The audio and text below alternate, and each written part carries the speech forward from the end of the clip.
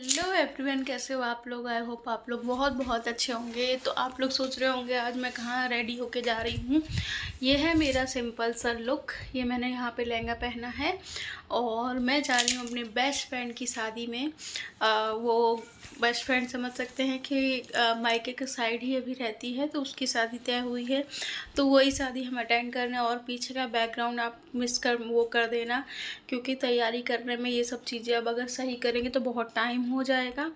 तो रेडी मैं हो चुकी हूँ, आप लोग देख सकते हैं। ये मैंने लहंगा पहना है और चलिए शादी में चलते हैं और इन्जॉय करते हैं। I hope. और मेरा लुक बताइएगा किस तरीके का लग रहा है आप लोगों को।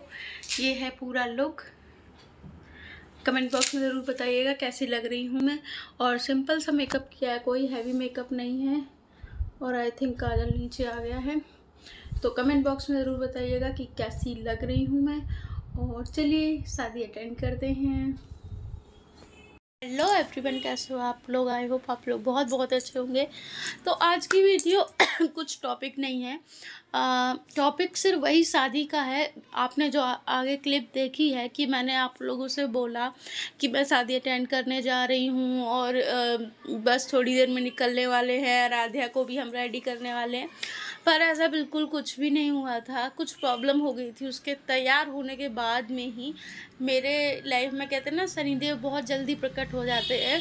मैंने ज़्यादातर देखा है, जहाँ पे मेरी खुशियाँ आने वाली होती है ना, वहीं पे मेरे गम बहुत जल्दी आ जाते हैं। तो क्या हुआ, मैं राधिया के कपड़े निकाल रही थी, तो राधिया बेड पे खेल रही थी।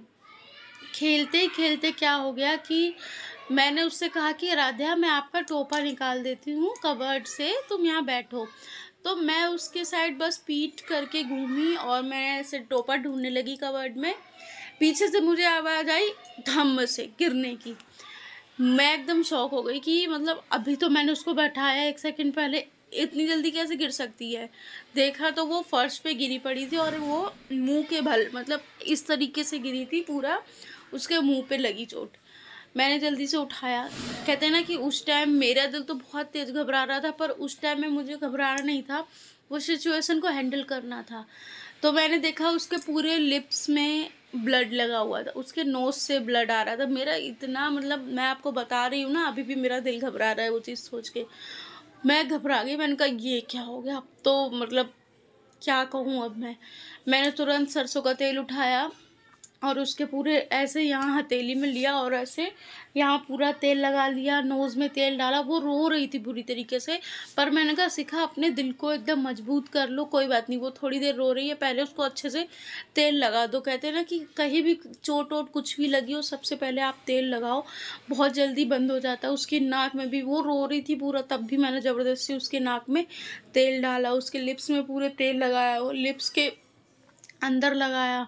पर उसका आधा 1 घंटे तक रोना नहीं बंद हुआ, क्योंकि उसके बहुत ज़्यादा पेन हो रहा था। उसके नोज़ के यहाँ से चोट लग गई थी अंदर से। फिर उसके बाद कहते हैं ना, पूरी मैं तैयार ही हो गई थी, सिर्फ उसकी पैकिंग रह गई थी और उसको कपड़े पहनाना बाकी रह गया था। फिर उसके बाद डॉक्टर के पास विज़िट किया, तो उन्होंने कहा कि ऐसा कुछ मतलब ज़्यादा वैसा नहीं है, इसको बस दर्द की दवाई दे देते हैं और सही हो जाएगा। और फिर हम वहाँ से आए, दर्द की दवाई वाई दी, उसको खिलाई, फिर उसके बाद वो सो गई। और हमारा जाना तो देखिए पक्का ही कैंसिल था, क्योंकि बच्चे को अगर चोट लग जाए तो फिर कैसे माँ जा सकती है। तो फिर वहाँ जाना सब कुछ कैंसिल। और जितना आप लोगों ने मेरा लुक देखा था, मैंने रील बनाई थी, वो सब ऐसे उतार के हटा दिया, सब ख़त्म कर दिया।